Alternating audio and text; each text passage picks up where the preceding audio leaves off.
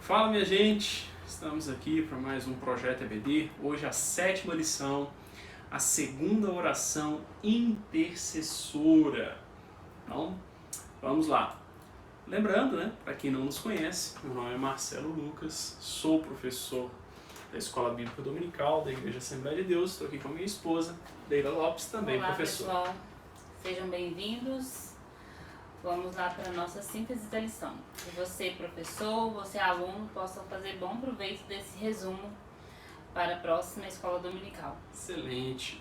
Lembrando que, se você estiver assistindo aqui no nosso canal, os links do nosso trabalho estão na descrição. Se você estiver assistindo no canal da igreja, os links também aí do Instagram da igreja, principalmente, né, estão na descrição. No nosso canal também, Instagram da igreja, o YouTube da igreja, né, o canal oficial da igreja, está tudo aí para você conhecer o trabalho da igreja. Você é nosso convidado para participar dos cultos, participar da EBD conosco, tá? Caso você não seja membro, né, esteja assistindo. E você que é aluno da EBD ou é professor, também pode usar esse vídeo como material evangelístico. Nós falamos isso no vídeo anterior, né? Como material evangelístico, manda para alguém, convida para ir na sua igreja. Ah, não, eu não sou membro da sede, não tem problema. Manda o endereço da sua igreja, não tem o menor problema, beleza? Certamente Deus tem uma bênção aí para todos.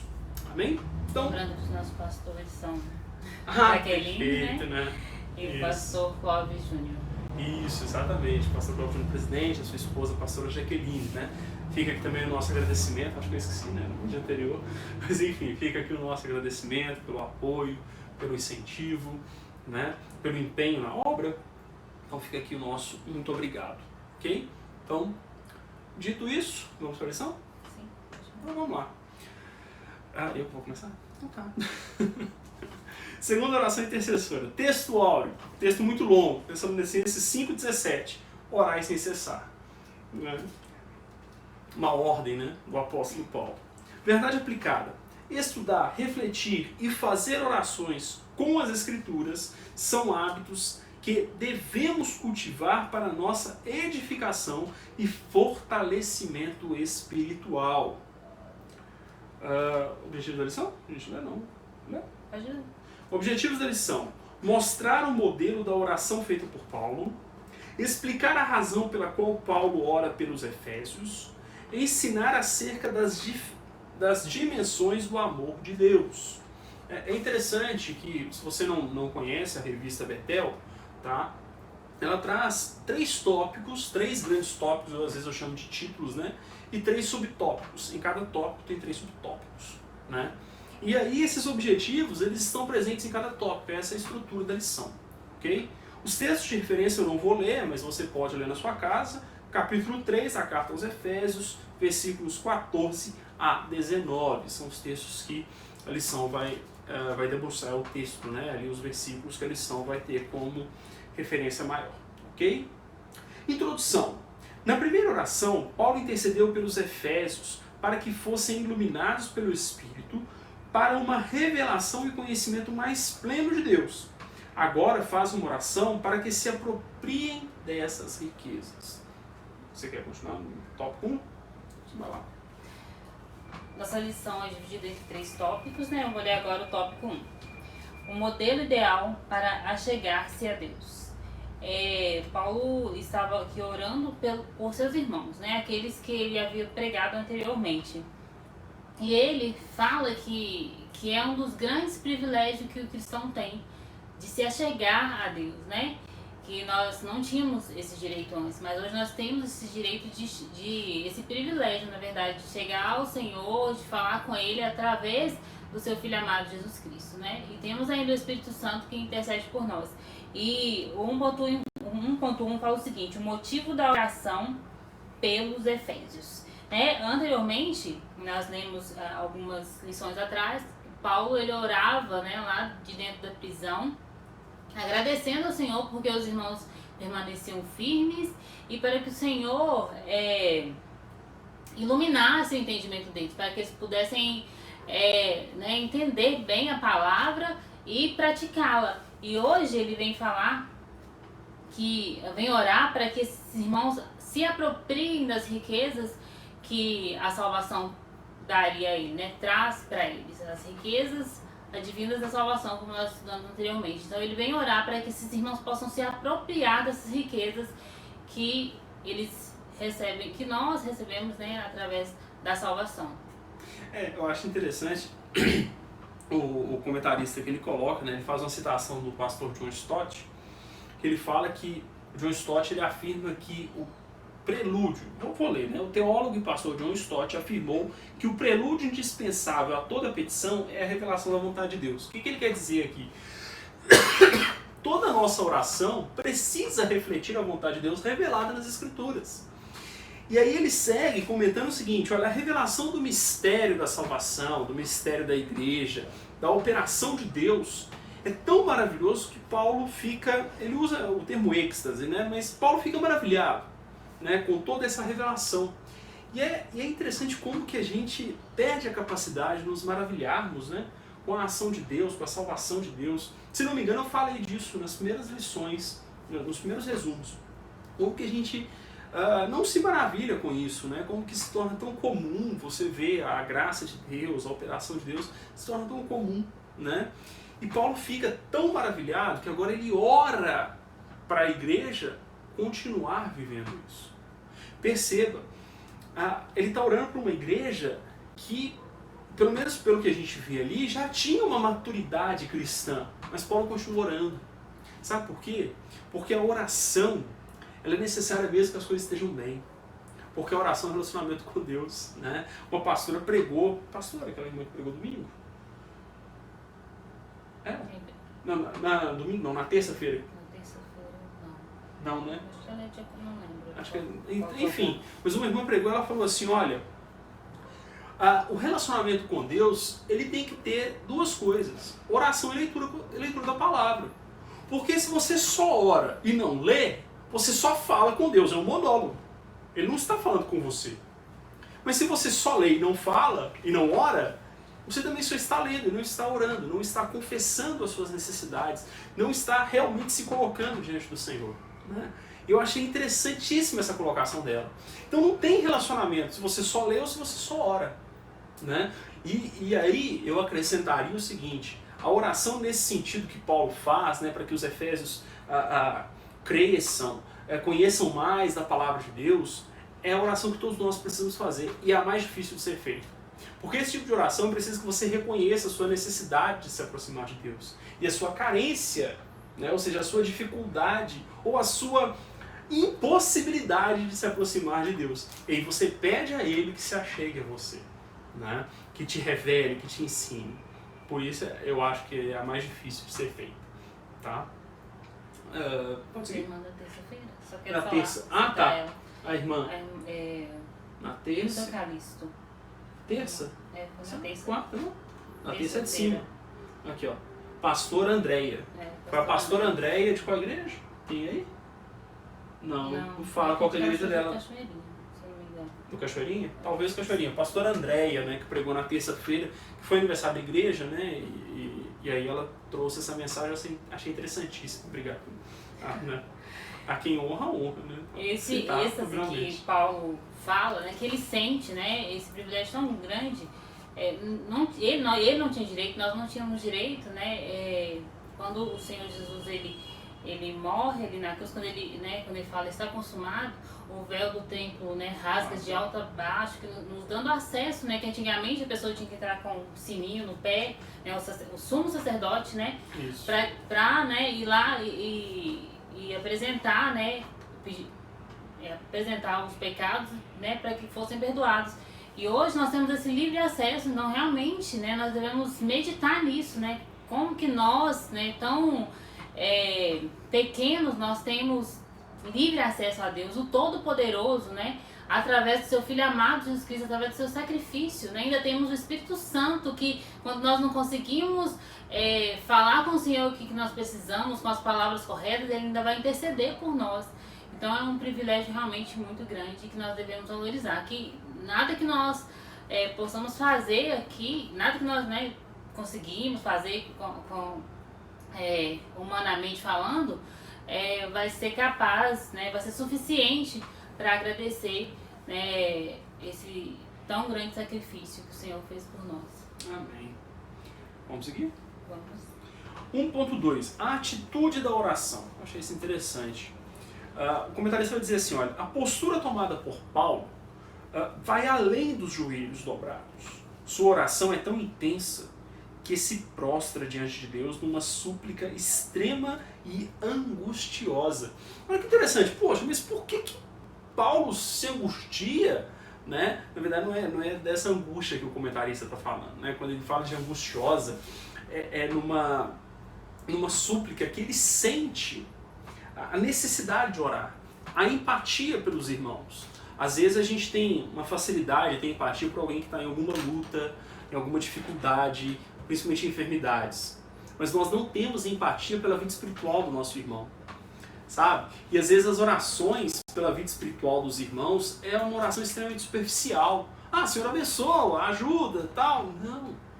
Talvez a oração pelo crescimento espiritual, a súplica pela nossa vida espiritual, pela vida espiritual da igreja, dos nossos irmãos, precisa ser mais fervorosa até mesmo do que a oração pela vida, pelas enfermidades ou qualquer outra necessidade. Porque, olha que interessante, né? Pensa comigo, o Senhor cura uma enfermidade e a pessoa morre sem salvação. O que adiantou a cura? Não adiantou nada. Né? E aí a gente precisa entender o seguinte, jamais nós vamos chegar a um patamar que acabou, sou perfeito. Beleza. Não. Só quando a gente morrer, se morrer com salvação, né? Né? É só quando a gente for realmente Jesus voltar, nós fomos revestidos de corruptibilidade, nós fomos para o céu, para a morte, né? Fomos para junto do Senhor. Até lá, todos nós somos suscetíveis de erro. Por isso que Paulo ora com veemência, com essa postura, né? Porque na verdade aqui eu não li tudo, né? Mas antes ele fala assim, que não tem uma postura correta para orar, uma posição correta. E na Bíblia você vê gente orando de pé, orando sentado, orando deitado, né? Você fala junto, né? Ezequias, né? Ezequias ora deitado, ele estava doente, ele vira pro canto da parede e ora, né? Então assim, não tem essa postura, né? Mas o prostrar de Paulo vai além do se colocar de joelhos. Tem pessoas que se colocam fisicamente de joelhos, mas não se dobram diante de Deus. É só para aparecer diante da igreja. Faça uma oração altiva. Colocam de joelhos só em pensamento mesmo. Eu estou lembrando do meu pai quando eu estava lá no CTI. Uhum. Ele falou que quando o Senhor falou com ele que ele iria viver, né, que ele não iria morrer, o Senhor foi lá no CTI e falou com ele assim: morte, larga o meu filho. E o Senhor, meu pai se sentiu prostrado, de joelho, agradecendo ao Senhor. Na verdade, ele estava entubado, né, todo cheio de fios e deitado na maca, né, na cama do hospital. E, às vezes nós não podemos ajoelhar, né, como reverência, mas nós estamos prostrados, nosso sentimento, né, todo o nosso pensamento é de estar prostrado perante o Senhor. Exatamente, ou seja, não é a posição física, mas é a sua disposição da alma, tá? Então, por exemplo, o que importa, eu pelo menos gosto de orar ajoelhado, né? Eu acho importante isso, né? A postura do corpo também determina um pouco do nosso emocional e da nossa mente, tá? Eu tenho essa consciência, né? Mas assim, se você está de joelhos, mas você não entende que você precisa se prostrar, não adianta nada. É isso que o comentarista está dizendo, tá? Então, assim, mais do que a postura do corpo, é a sua entrega, é a sua submissão ao Senhor. E aí Paulo estava ali sim com uma oração veemente, porque ele entendia a necessidade que todos nós, começando por ele e por todos os irmãos, temos de nos aproximar cada vez mais de Deus, de aprender, de crescer espiritualmente. Amém? E o alvo da oração dele ser a igreja traz também a questão da unidade, né, de estarmos unidos e fazer com que a igreja cresça cada dia mais. E se nós estamos orando pela vida espiritual do nosso irmão, quer dizer que o Senhor, né, vai nos atender, né, se for a vontade dele. Que esse irmão talvez que queria se desviar ou iria fazer alguma coisa errada que pudesse minar a sua fé, ele vai cada dia mais estar estruturado, né?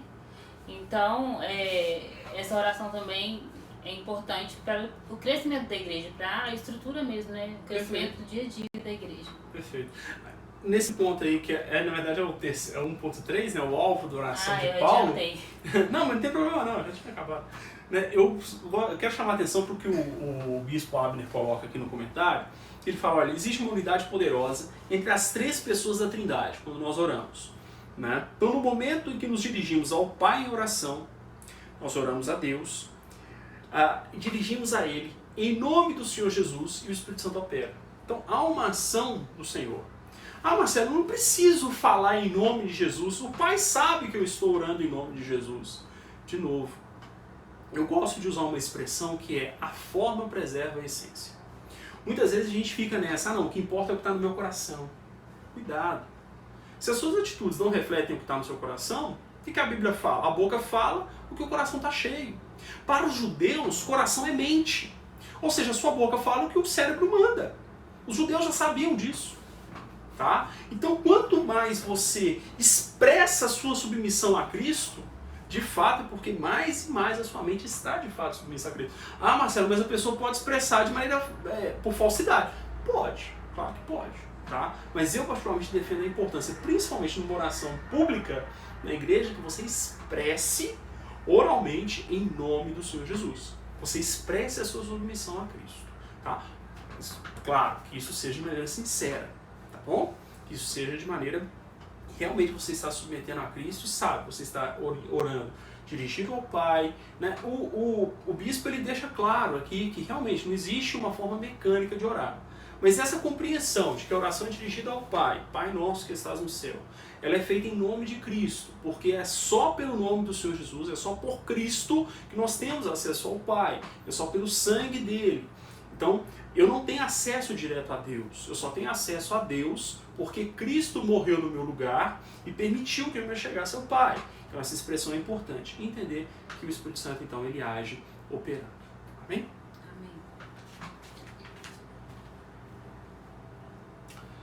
2. Quer seguir? Pode seguir? Pode. Oração por uma vida de plenitude. Eu achei interessante, olha só. A oração feita por Paulo é crescente e agora passa do fortalecimento à plenitude, referindo-se a tudo que é completo, total e absoluto. Cuidado, por mais que a gente queira isso, né, como eu falei anteriormente, uma posição perfeita e tal, a gente nunca vai atingir. Tá? O que fala aqui de absoluto talvez seja a sua entrega a Deus, né? Precisa ser cada vez mais. Por isso que Paulo fala que eu diminua e ele cresça, né? Que cada vez mais eu esteja reconhecendo a minha limitação, a minha necessidade, a minha carência. Ok? Fonte de toda a plenitude. De acordo com o dicionário da Bíblia e estudo... de acordo com o dicionário da Bíblia de Estudo Almeida, a palavra plenitude fala de abundância, presença completa, estatura completa e tempo certo de Deus agir. Ou seja, quando Paulo traz essa expressão plenitude, ele está falando disso aqui, uma presença de Deus, a abundância da bênção de Deus e o tempo de Deus agir, a plenitude dos tempos, ou seja, é agora que Deus quis operar, é nesse sentido. E ele continua dizendo, Paulo nos afirma que essa plenitude vem de Deus, ele é a fonte de onde tudo se origina. Esse comentário aqui acho que fecha a ideia de plenitude. Plenitude é estar debaixo da operação de Deus, como Ele quer.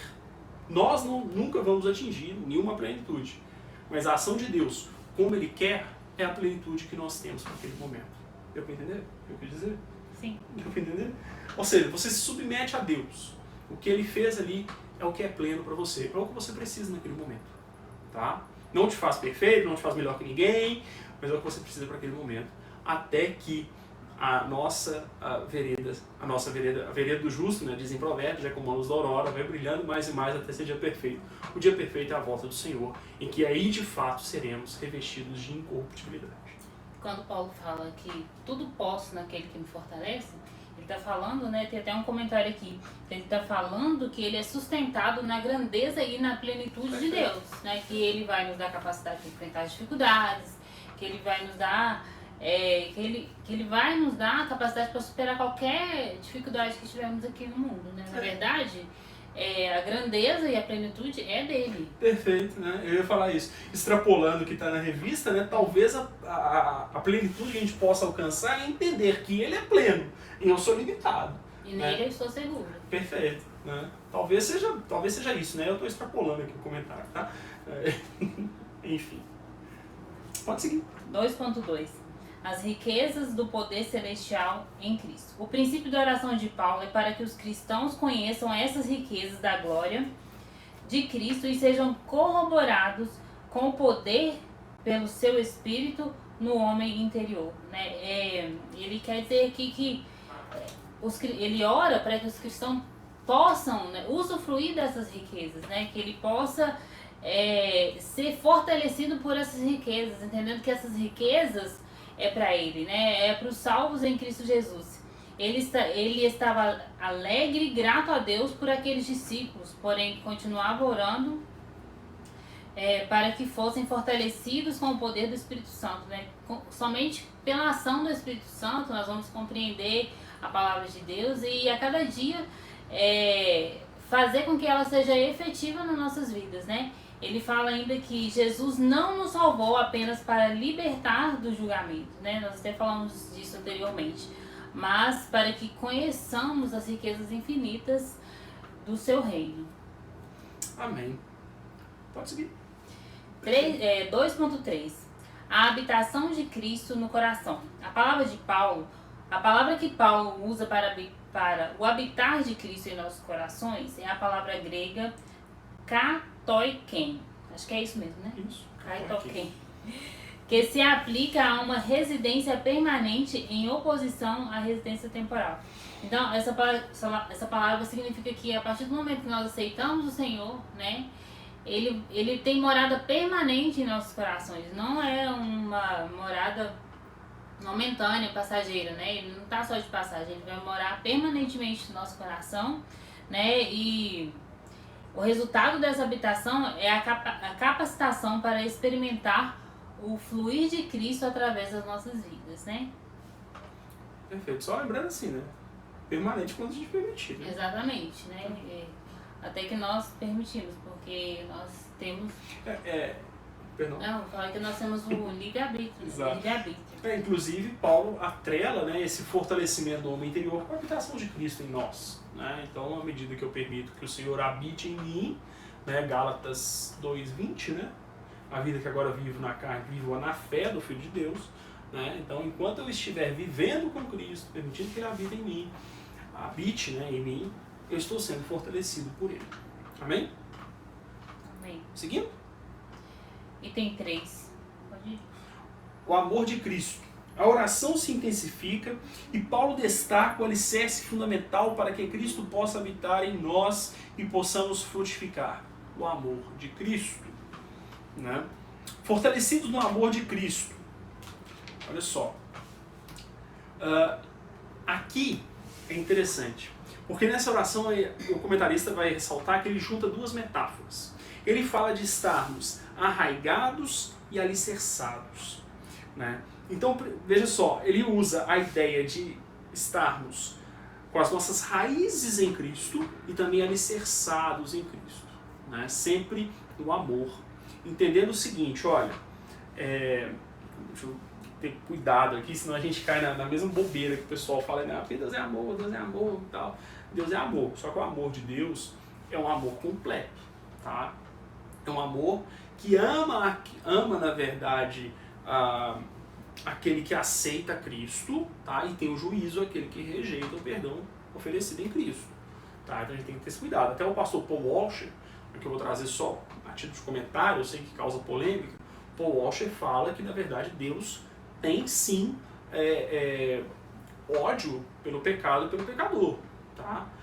Isso não é tão problemático de se dizer, por quê? Porque quando a gente pergunta assim, quem matou Jesus? Foi o próprio Deus. Então a ira de Deus sobre o pecado, Cristo se coloca entre nós e Deus, recebe a ira de Deus para que o amor pudesse ser dado a nós. Então uma vez que rejeitamos o perdão oferecido por Cristo, nós continuamos como alvos da ira de Deus. Tá? Então isso não é tão absurdo de ser dito. Ok?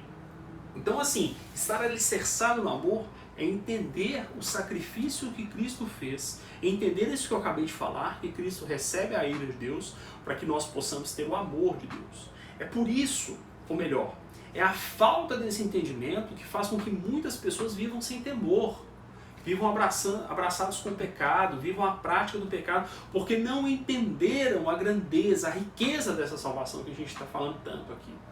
Né? Então, por não entender isso, não tem temor, não tem essa compreensão. Eu vou ler o comentário aqui do Abner, do bispo Abner. Sua oração é para que esses cristãos busquem alcançar raízes e alicerces profundos. Nos dois casos, a causa invisível da estabilidade é o amor. O amor há de ser o solo em que a vida deles deverá ser plantada e também há de ser o fundamento em que a vida deles será edificada. Ou seja, mais do que o receio da condenação, você ama pelo que Cristo fez por você. Você entende esse amor. Você vive esse amor. Aí sim você está enraizado. Perceba que cristãos que vão para a igreja e permanecem ali com esse medo de ir para o inferno, em algum momento eles saem da igreja, em algum momento acontece alguma coisa. Por quê? Porque não é o verdadeiro alicerce. Não é a verdadeira essência da palavra. Se você não entendeu que é o amor de Cristo que te salvou, e é por causa desse amor que você responde em santidade, querido, desculpa, mas depois qualquer coisa o pastor corrige e puxa minha orelha, né? Mas você não está salvo. Tá? Infelizmente. Tá? Eu preciso falar isso com todas as letras. Se você não está servindo a Deus porque você entendeu que Ele te ama e Jesus morreu no seu lugar, querido, talvez você não esteja salvo. Não é quem sou eu para dizer se você está salvo ou não. Mas se você não entendeu isso, o risco de você não ser salvo é muito grande. Tá? Vamos lá, se quiser comentar. Vamos pro 3.2. As dimensões do infinito amor de Cristo. Né, nós estamos aí estamos muito acostumados com o capítulo 3, versículo 16. Deus amou o mundo de tal maneira que deu seu Filho unigênito para que todo aquele que nele crê não pereça, mas tenha vida eterna. E o comentarista ele vem falar aqui, né, com as nossas palavras, porque lá fala que é de tal maneira, é impossível explicar esse amor, né? De tão grande, tão imenso, né? Não dá, é realmente imensurável. Não tem como a gente explicar. Ele fala aqui de 3 itens importantes. Ele fala que o amor de Deus tem largura, tem comprimento e tem profundidade. Ele fala que na largura porque pode ser vista por todos os relatos contidos no Evangelho. Comprimento, ele continua para todos sempre. E tem altura também, ele conduz o espírito das pessoas para o alto, até a própria presença de Deus. E ainda fala, mas a beleza desse amor se revela também em sua profundidade, pois ela encontra todos, até mesmo os que se encontram na mais terrível miséria e depressão, né? As pessoas que às vezes se encontram sem sentido na vida, né? Encontram-se depressivas, acham que não tem sentido viver, né? O Senhor encontra ela no mais profundo abismo, né? Às vezes, porque se nós não tivermos um sentido, né? E o nosso sentido de vida é Jesus, a nossa esperança está nele. Se nós não temos isso, realmente fica difícil encontrar um sentido na vida. Mas ele encontra você que às vezes está desesperado e acha que não tem mais solução para sua vida, o Senhor te encontra. Onde você estiver, basta você crer que Ele veio para te salvar e aceitar essa salvação na sua vida, porque Ele tem um amor imensurável por todos nós. Amém.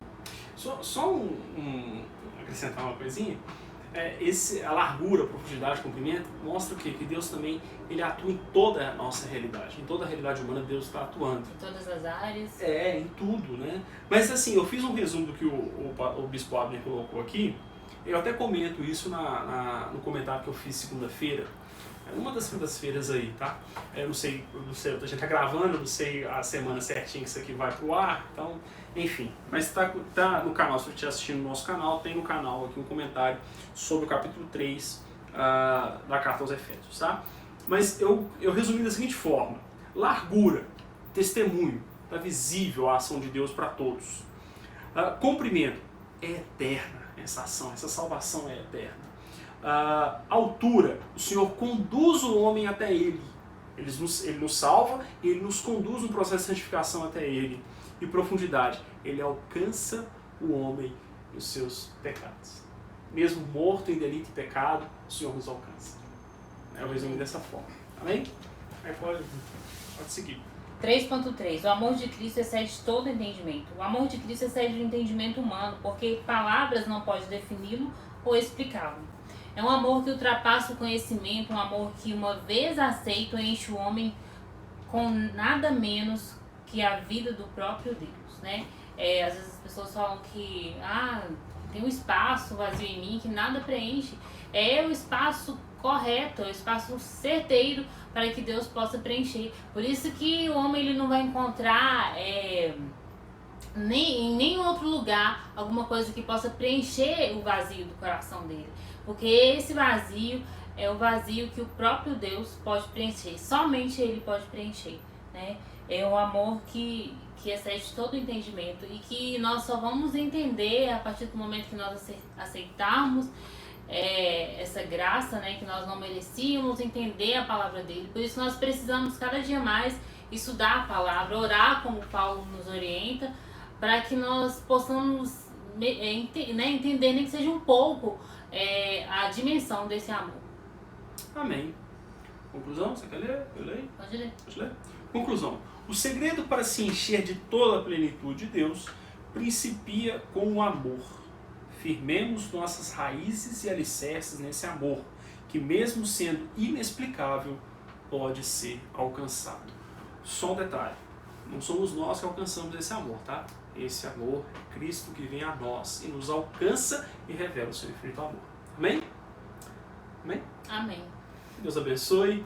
Até o próximo vídeo. Que você possa viver cada vez mais alicerçado e enraizado no amor do nosso Senhor e Salvador Jesus Cristo. Deus abençoe. Até semana que vem. Até semana que vem.